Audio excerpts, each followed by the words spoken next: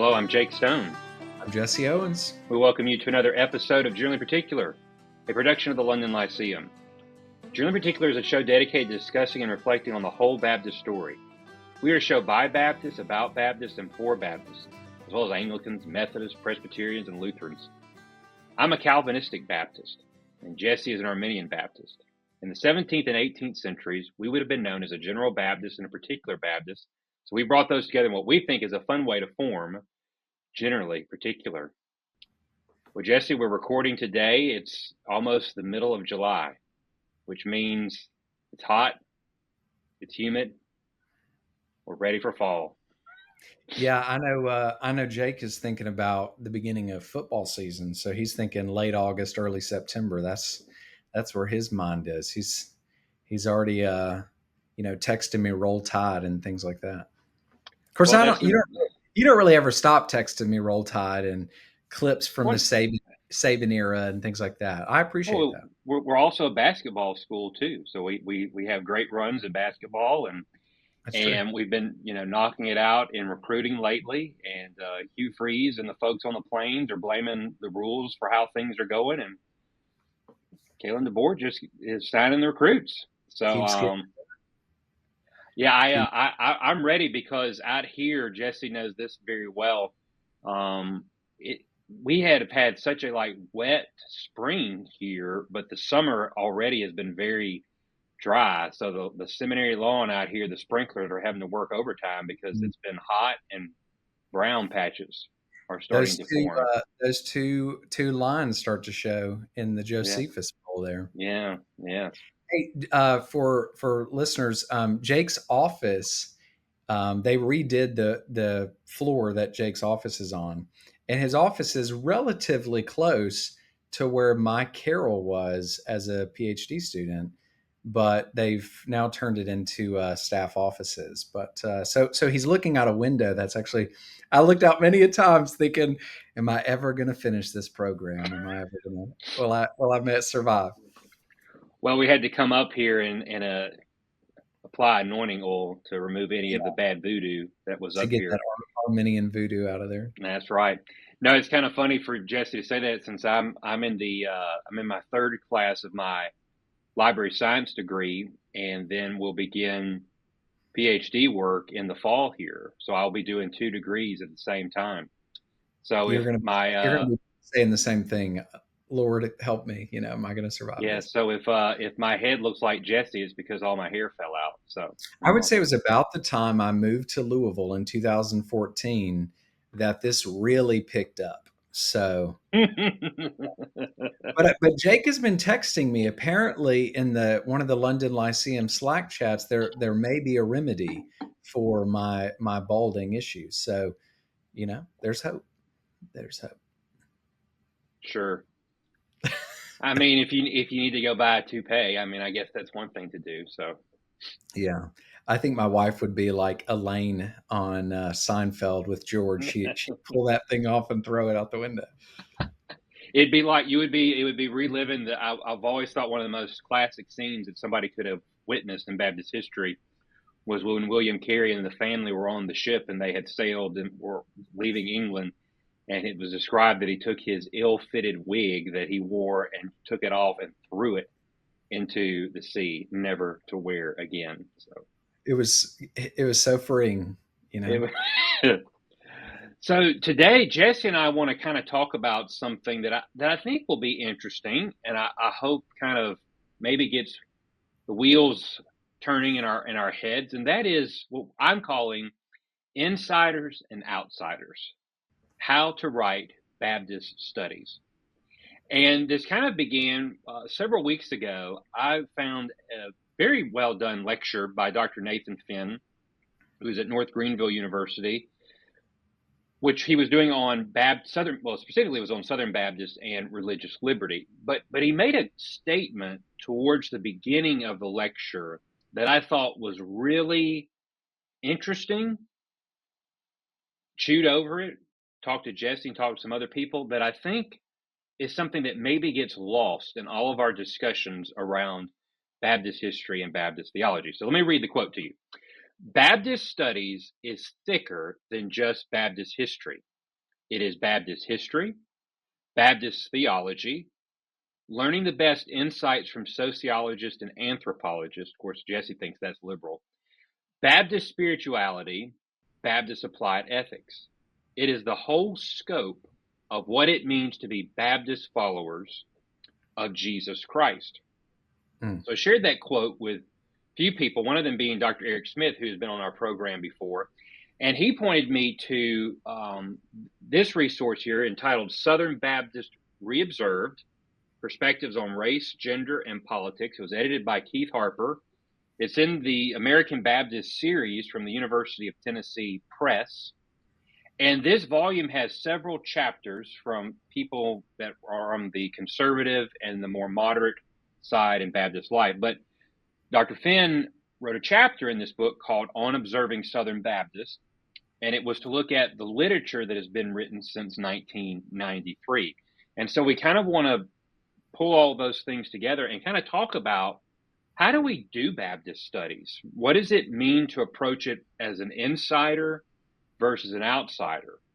So, Jesse, first of all, kind of reading that, thinking about that quote from Dr. Finn on Baptist studies, do you think we've gotten a little too short-sighted and only thinking about the history or the theology and not the broader category of Baptist studies?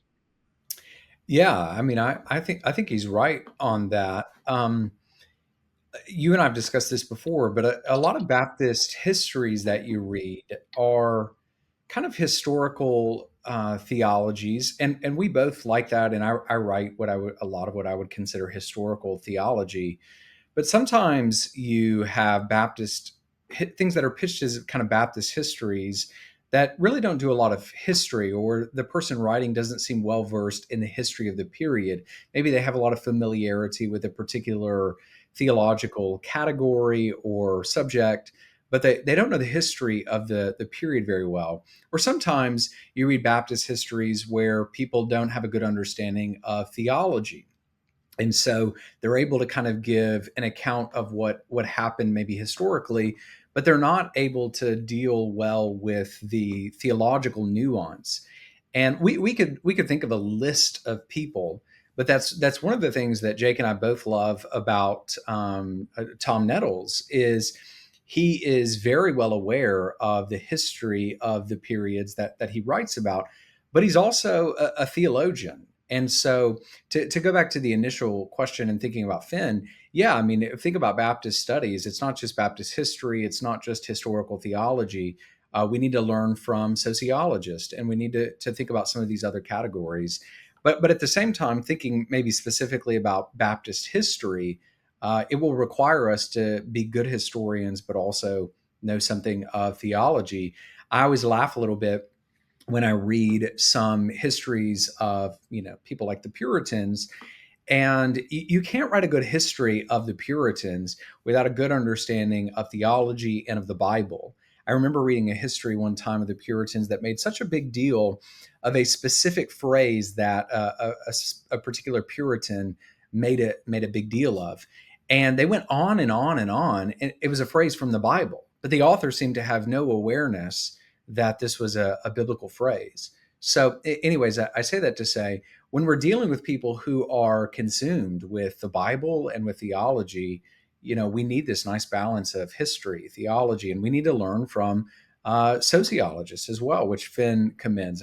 So yeah, fully on board with that. And I think too, you're in doing good history, you have to understand the society, the culture, the Mm. politics of the day. For example, a man that I love reading, love studying, Isaac Backus, I cannot just read his writings as if it's in a vacuum. You have Mm. to know everything that's going on in the 1770s in Massachusetts, in New England, in the American colonies, what's happening in the American Revolution. So all of that brings much color to being able to digest why he's writing what he does on church state issues, religious liberty, even his works on covenant theology. And I also thought it was interesting, and I think this is something that maybe we're I want to be careful because we can get too carried away if we we emphasize our uniqueness as a group. But Baptist spirituality, I think, Baptist piety, I think that is something that's very much a core component of who we are as a people. That maybe I want to be charitable in saying this, but maybe in our kind of circle, confessional Baptist, to put it that way, we can maybe lose sight of that part of it, of that spirituality, of that piety. There's Mm. such a rejection of pietism that people forget. We've very much have been a people emphasizing the notion of revival, renewal, spirituality, and piety. Yeah. No, absolutely, absolutely. One of the things that I think we should definitely discuss, and is going to be in the title of this episode, is the way that Finn advocates for specifically Baptist history being written by insiders and outsiders. We can talk about what he means by insiders and outsiders, but also the value that each brings to the table, and then maybe one of the or some of the drawbacks from each perspective. There are strengths and weaknesses of kind of insiders and outsiders writing histories of a movement from within or from without. But ultimately, what he's going to advocate for is that we need both, Mm-hmm. and I think that prescription is right, and I think it's right for the reasons that he mentioned. So let's discuss those a little bit. Yeah, so he has. I think first of all, this was one of the most fascinating lines in the whole chapter. Is he said a key difference between writings on Baptist history and works on Baptist identity is that the former at least aspire to be descriptive, while the latter are overly prescriptive. However, the lines are not always this clear when denominational insiders write about their history. And then he has this great line from William Estep, who taught at Southwestern Seminary for a long time. That wrote, "Southern Baptist, let me rephrase it. The Southern Baptist historical experience can be best understood as a search for identity." Yeah. So, it's I mean, very he's not true. he's not wrong. Like, I mean, the whole No, like origins and identity. I mean, Baptist history from, in many ways, that from the 1700s forward. I mean, is that? I mean, in every century, you have something of that. yeah, and so he said history often functions as an apologetic, and practices and priorities from the past are treated as normative for contemporary Baptists. So I'll just, put this out there. If I'm writing a history on Calvinism among Baptists or confessionalism among Baptists, it's going to be very hard for me not to begin to move from I am describing something to prescribing that Yeah. I think you should be a Calvinist and you should be confessional. And I think he's you know very right. So the best way that things could ever work is Jesse should write that book, and then I write the book on Arminian non-creedal people, which is what he is. Oh man, I've written on non-creedal Presbyterians, so so I've had the experience there. Um, I think that part of the problem sometimes is Baptist history, even historical theology, can be used as a bit of a club, Hmm. to beat people with, and so you come to it with a particular point that you're trying to make, and it really is primarily a polemic. And sometimes when we come to really, maybe all the time, when we come to something with a preconceived notion, and we're not trying to understand people on their own terms and in their own context and present maybe something of the nuance of their beliefs and their time and all of those sorts of things, then I think we do a disservice to the period and to the person, and I would say to readers, to present things in a way that it is purely, or at least let's say, primarily polemical. And there's a lot of that sort of stuff out there, and Baptists, I would say, have done that. Again, throughout the centuries, you can find a lot of it even now. I mean, But really from the beginning.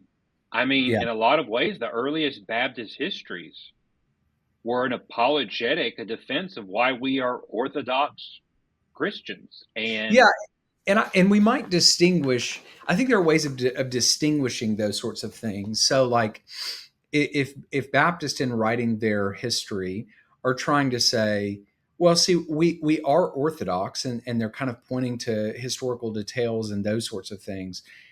But sometimes we might lose sight again of the history of the period and some of the theological nuances because we're kind of trying to pigeonhole things into a certain category or to make a particular point, and we lose sight of really the broader thing. And I think we both could think of examples of that. And Finn is just saying when you have people from a variety of perspectives, and he uses again insiders and outsiders. By the way, thinking about Baptist history or the Southern Baptist Convention, one of the interesting things that he discusses is people who were insiders who became outsiders. You know, people who had mhm. been in the SBC who then left for maybe something like the CBF later. But you need both of those perspectives because they bring something valuable to the table. Yeah, and I think that leads to, kind of a case study for a recent example of this. I mean, is the inerrancy controversy in the SBC. So Jesse and I were talking about another historical event in our nation's history on how the title or phrase that people use for it Mhm. communicates much of their views. So if I'm talking about the inerrancy controversy in the Southern Baptist Convention, there's a big difference between if I use the phrase conservative resurgence or fundamentalist takeover. I mean, but those are both communicating. They're both talking about the same event. They're Mm. both talking about the same event, the same people, same places, same dates, all that kind of stuff. But very different perspectives. And in many ways, as Finn says here, it's an apologetic, it's a defense. If you are conservative resurgence, you're saying that what you're going to be on the side that thinks everything that happened essentially from 1979 to 2000 was right, was biblical, was necessary, was needed. No apologies. And then if you think it was the fundamentalist takeover, you're going to write and present yourself and your side as those who were the true disciples of Baptist identity and were forced out, run out Yeah. of the denomination that you had been a part of since you were born. Yeah, it is interesting, since you bring that up, how those conversations are often couched in terms of Baptist identity. Mm-hmm. So, um, thinking about Walter Sheridan's "Not a Silent People," you know, the way that he argues for um, his understanding of Baptist history is saying, this is our identity. The things that people like me believe, my colleagues, the people who share my views, my theological views, my cultural views, we are in line with the tradition, and he's trying to demonstrate throughout history. This has been the thing. This has been our primary thing, and we fit within this stream. And so in many ways, the discussion about identity is trying to understand the people of the past, but really in some ways as an apologetic for the present. And that can have some value, but it can also be problematic. Kind of like I was saying a moment ago, if you kind of go to the past looking for a specific thing, you're more often than not, you're going to find it. And that can happen on both sides. And we have to be very careful about that. One of the things that Finn talks about is whether you're an insider or an outsider, the things that you might be prone to do, uh, or things you might do well and things you might do poorly. So, as an insider, um, you're going to understand some of the nuances of a denomination, its agencies, its meetings, its schools, all of those things probably better than an outsider. So I don't go to the SBC annual meeting. I've been a student at Southern Seminary for 2 degrees. So I think I understand something of the seminary. But in many ways, I'm still an outsider to the SBC. There are a lot of things that I don't know exactly how they work because I haven't experienced them firsthand. So if I were to write something about a history of the SBC, I might not understand something of the nuance, not because I don't have access to all of the facts, but because I haven't been there. I haven't experienced it firsthand. So that would be one of the maybe weaknesses of an outsider.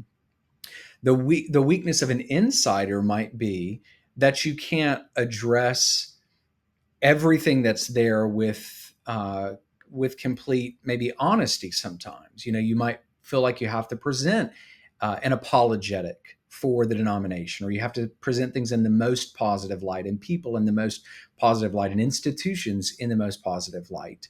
So those are our potential strengths and or weaknesses. For an insider, you're going to probably think of the people in the denomination and its institutions in a loving, cordial, empathetic way. As an outsider, you might be more inclined to torch the institutions and the individuals and the denomination, and to find their flaws and their weaknesses and to elevate those things. And from the inside, you might write, hagiography, where you just talk about how great everyone and everything is all of the time. So Finn is going to say we need both of these perspectives, but I do think there's something like a middle way that we need to discuss here as well. But Jake, maybe say some things about the insider outsider strengths and weaknesses. I think he put it very well that the insider has the inside scoop. That's the Hmm. person that knows, in many ways, actually knows the people involved, Yeah. knows the characters, knows the participants. It's you talked about the Sheridan book, but then a counter book is uh, Jerry Sutton's The Baptist Reformation. I mean, that's a whole. If you're calling this the Reformation, that communicates immediately. Um, my side's the heroes in this story. That Hmm. they were trying to, bring biblical reform to the convention.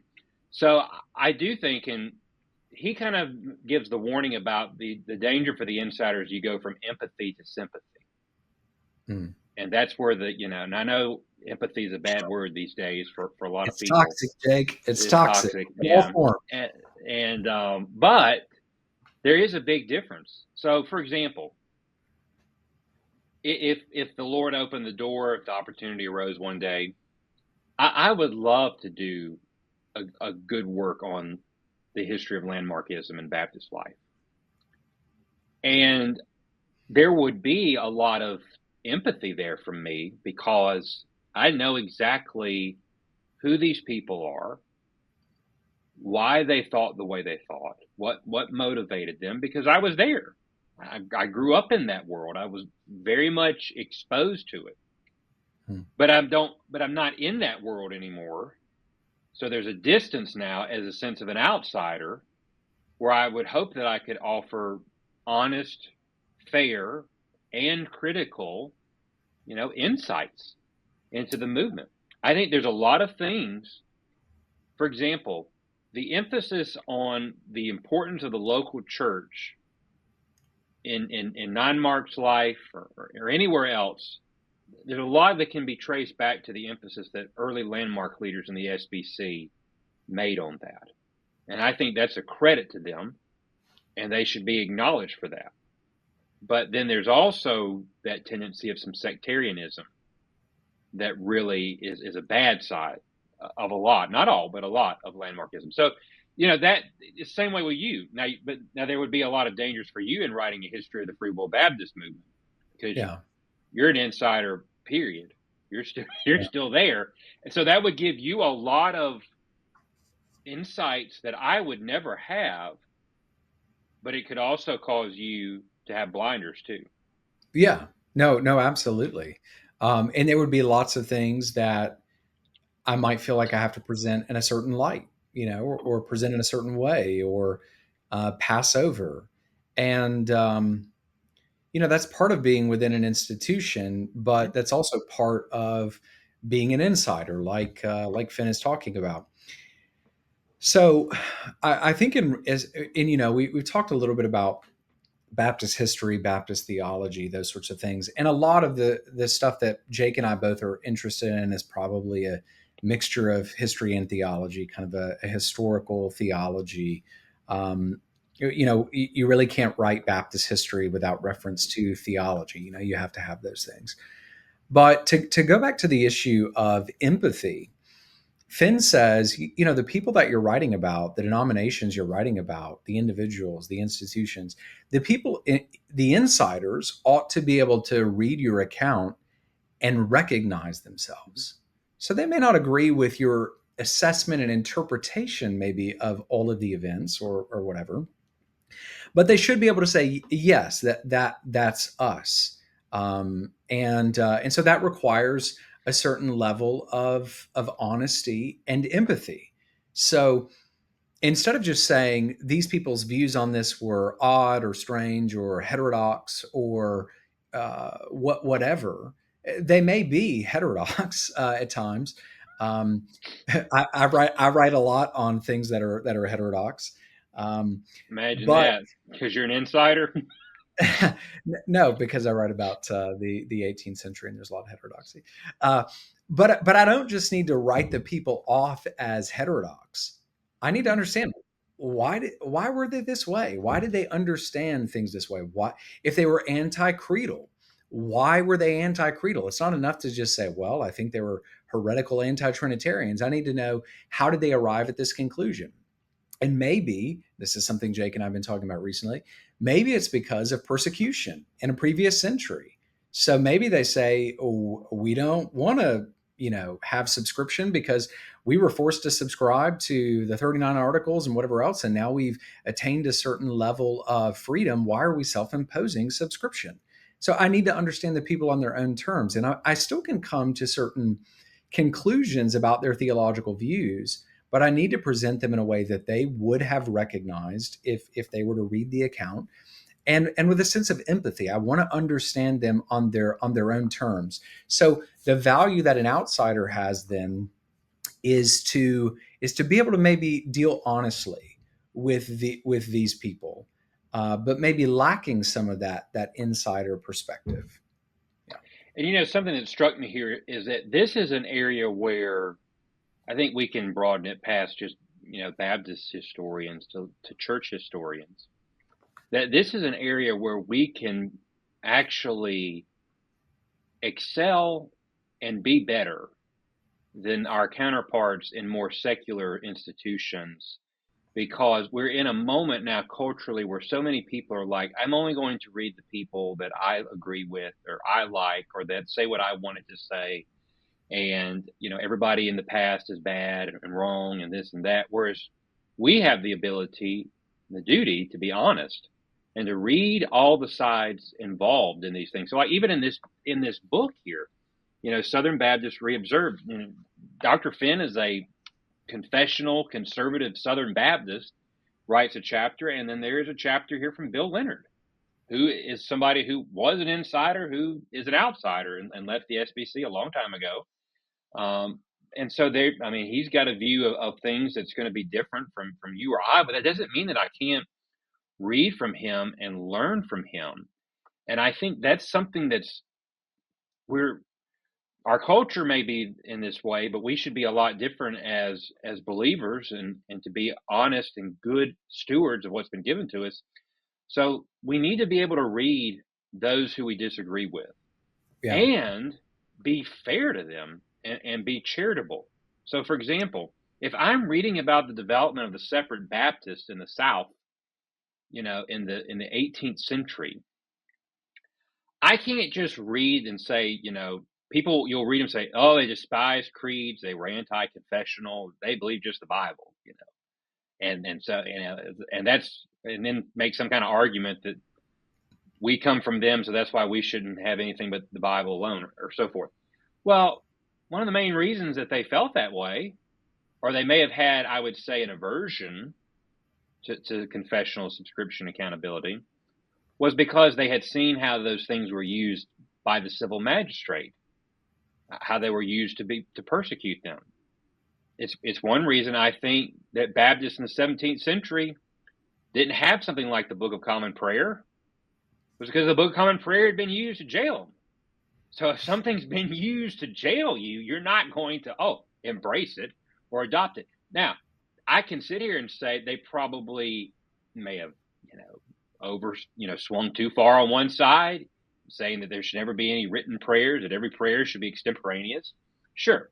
Well, I think we would all agree that that's probably a little bit of an overreaction. However, if I'd been in their shoes, if I'd been John Bunyan, been in jail for 12 years, I'd probably feel the same way about, not wanting to have written prayers that I use. And I think that gives you the big picture, the context helps you navigate and understand the subject a lot better.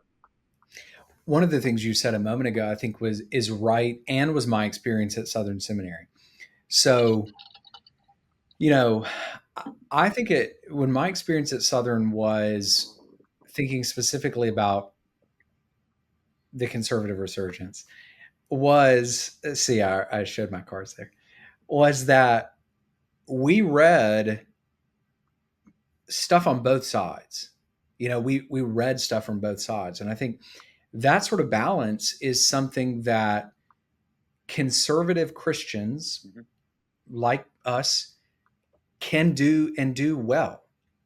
So we don't have to agree with, Molly Marshall or Walter Sheridan or whoever else. Like, we don't have to come to those same conclusions, but we can lovingly and honestly try to read them and understand why they felt the way they did about Southern Seminary and the Southern Baptist Convention, and that it had somehow been hijacked. And we can understand them on their terms, try to understand them on their terms, and present them in an honest way, and yet disagree. So the thing is, at the end of the day, we can still hold our views and still maintain our convictions and present them in a way that they would recognize. It's not as if you have to sacrifice one to get the other. Sometimes when I read Baptist histories, I get the sense that the author thinks you have to basically torch everyone else and everything else outside of your circle in order to make the case for your position. No, you can still you can show your hand and say, this is where I land on things and this is why, but also present the other people in a charitable, empathetic sort of way that they would have said, yes, that is what I believe and that's why I believe it. And again, then we're free to disagree with that, but it doesn't do us any good to present people in a dishonest way, to kind of do a sort of straw man approach to history or to historical theology. That certainly has been done to Baptists throughout history, and we don't have to perpetuate that problem. Let's deal honestly with the movements, with the subjects, with the denominations that we're addressing. And again, we can still fall within our confessional boundaries and say those things, but we don't have to be dishonest about the people we're dealing with. I mean, I think a perfect example, and somebody that I try to do this with, and it's a challenge. When I do the Cave Hill history tours here, when I talk about E.Y. Mullins, as a person that is an ardent confessional Baptist who respects James Pettigrew Boyce immensely and his theological method and so forth, when I get to Mullins, I'm having to deal with the man that I think maybe more than anybody else is responsible for setting the trajectory of this institution the way that it unfolded in the 20th century in a lot of negative ways. Yeah. But I don't want him to become the boogeyman. And there are Yeah. some people who do make Mullins into being, almost the Antichrist, if you listen to them carefully. And there's a lot about the man to revere and respect. For example, me sitting in this office on this property is because of E.Y. Mullins. I mean, E.Y. Mullins was president of Southern Seminary in every sense of that term. So we moved up here because he said, that's where we're going to go move. And but there's a lot of things that he did well, and he's complicated. But also, if we're honest, I mean, most everybody that you're going to ever look at in history is, because You and I are complicated. We Yeah. are all complicated people.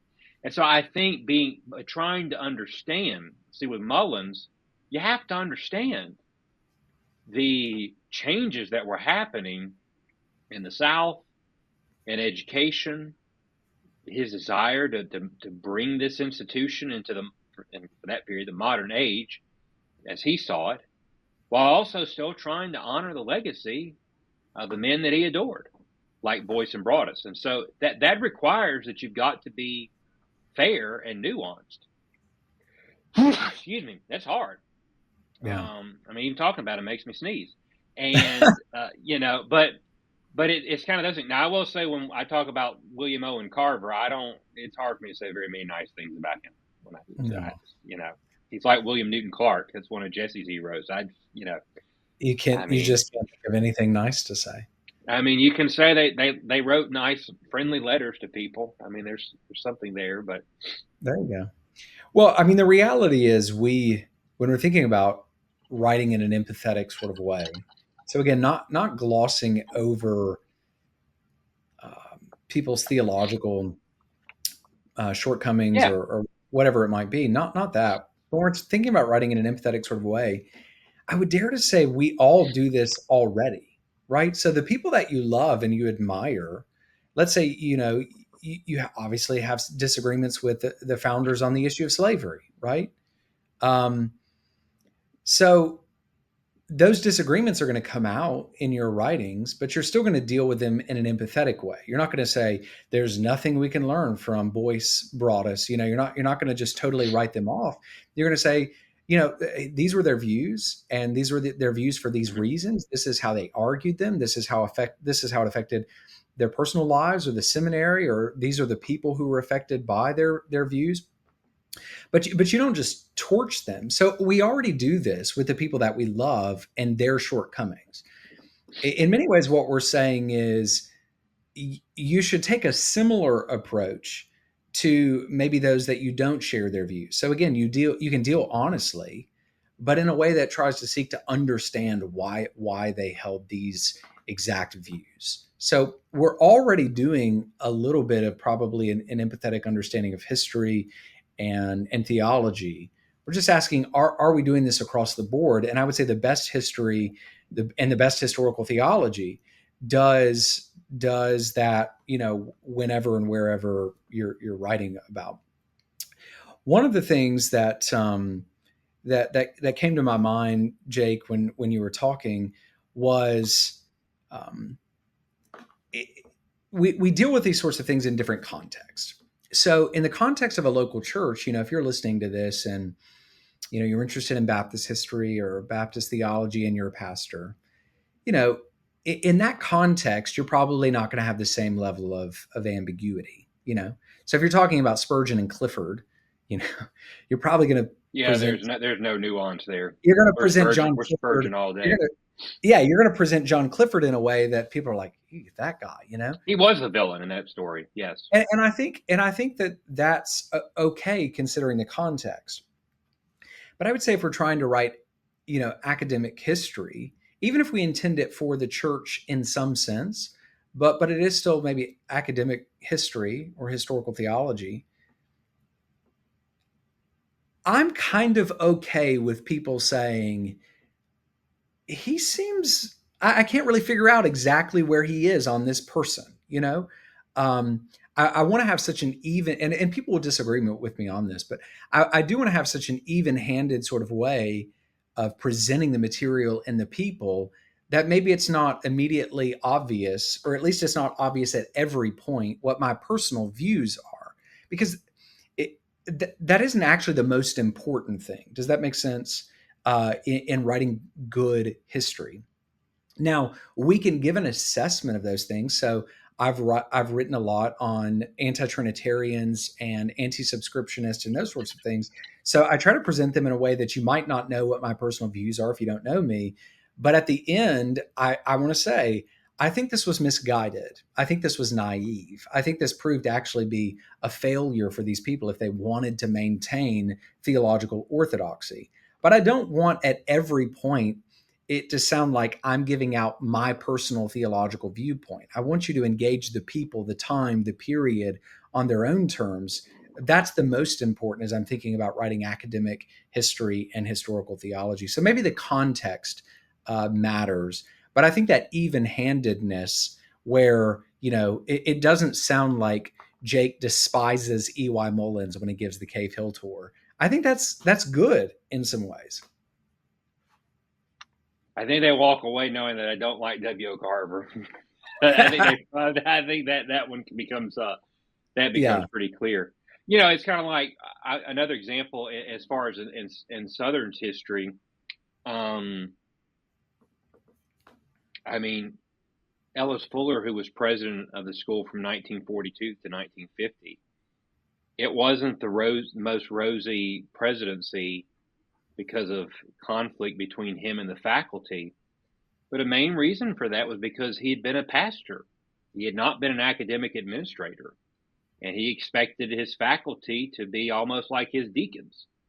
And that Mm. just didn't, and so, but knowing his background, knowing his context and why he got here, how he became president, and all of those factors will shed a lot more light on trying to understand that period.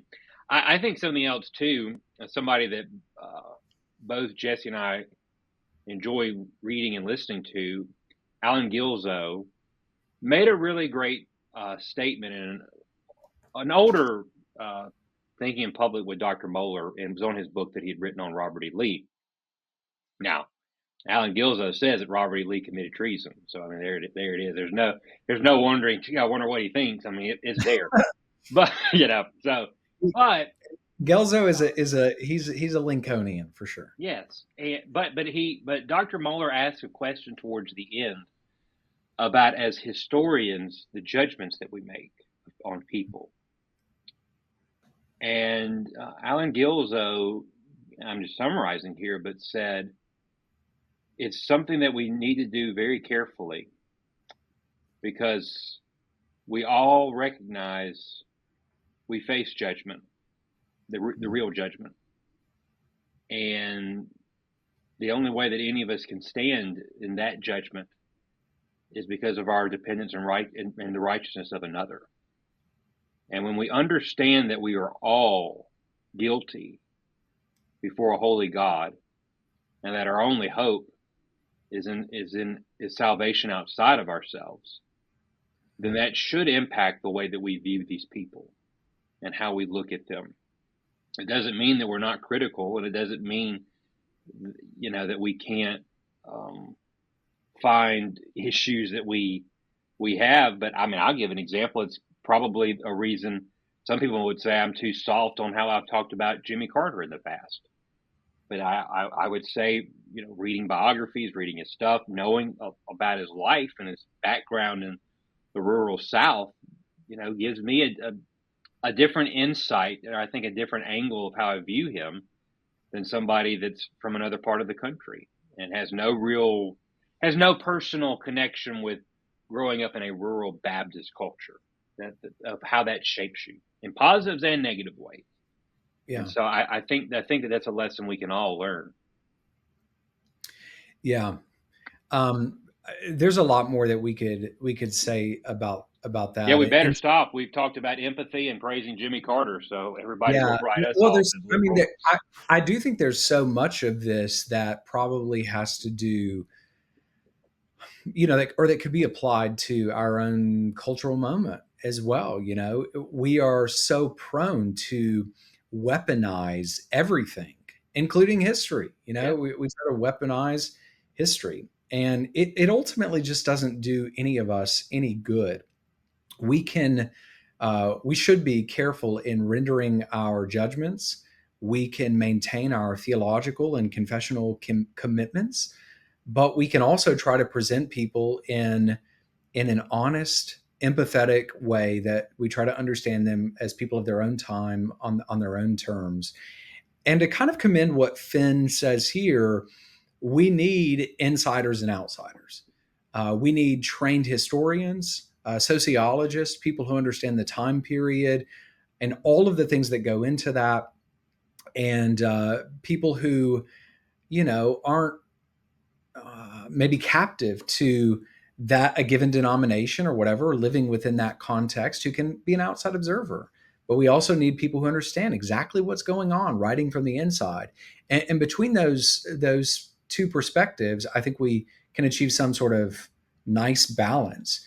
But I would say wherever we find ourselves on writing as an insider or outsider, maybe just being keenly aware of those potential strengths and weaknesses, and then trying to assess how can I do this thing better.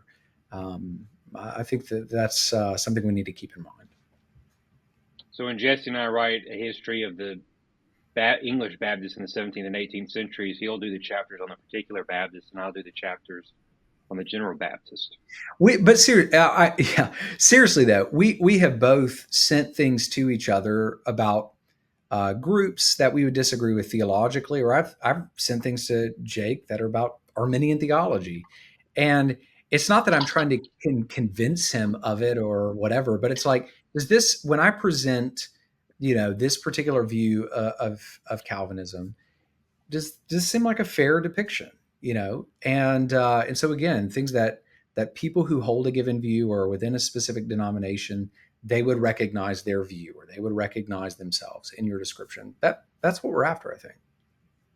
Sadly, audience, Jesse has never said Calvinism is the gospel, which is how I understand it. So he's never, sent that one to me. So, but No, we're still studying and learning. So, yeah, maybe someday.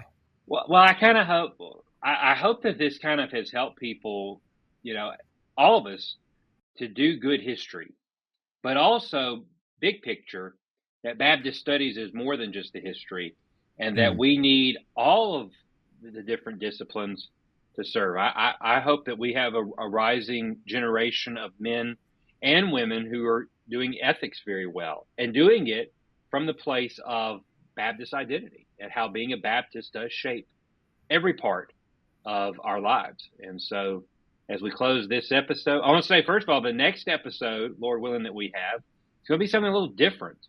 And I hope that folks will find it interesting.